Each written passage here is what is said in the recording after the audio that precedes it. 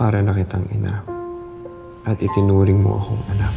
Kakampi mo ako sa maraming bagay, alam mo yan. Pero sa pagkakataong ito, ikinalulungkot ko. Hindi kita maaring panigan. Alam ko kung saan nanggagaling si Christy. Ilang beses ka nang nagkaroon ng pagkakataong ituwid ang mga pagkakamali mo sa kanya, pero hindi mo ginawa. Ilang beses sa kitang pinagsabihan, hindi mo naman ako pinakikinggan. Kausa, alam ko naman na kasalanan ko na lumayo sa akin si Christy. Okay, lumayo na siya. Ano nang gagawin ko sa buhay ko ngayong wala na yung babaeng mahal ko? Alam kong masakit, pero kailangan mong magpakatatag para sa mga anak mo. Kahit kailan hindi ka nagkulang sa amin.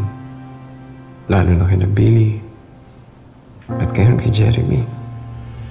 Iniligtas mo yung anak ko. Ibinuwis mo yung buhay mo. Patawarin mo ako, Kausa. Patawad dahil hindi ako nakinig sa'yo. Patawad dahil sa kagagawang ko na damay ka. Galit si Alakdan kay Galing. Kaya gusto nitong gumanti. Kaya mo ba sinisisi sa sarili mo? Dahil alam mong ikaw yung punteriya ni Alakdan.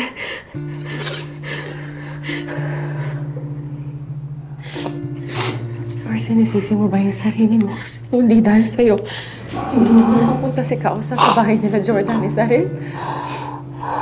Pero wala namang mag-aakalang pupunta sila dun eh. Wala namang mag-aakalang susugod si Alakdan dun. Yes, nobody knew. It's not your fault. Tay, paano nalaman? Paano nalaman ni Tito Shaina at ni Alakdan? Paano nila nalaman kung nasa yung bahay nila Sir Jordan? Tama na! Tama na! Tama na!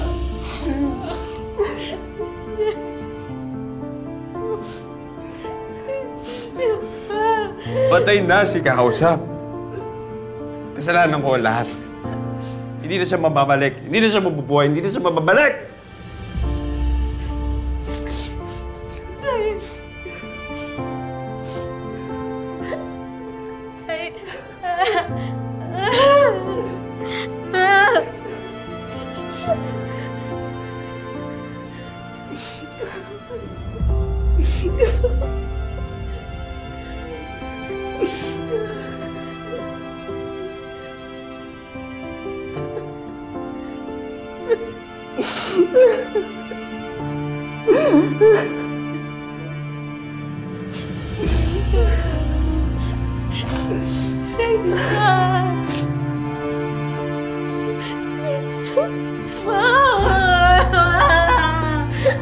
Ma!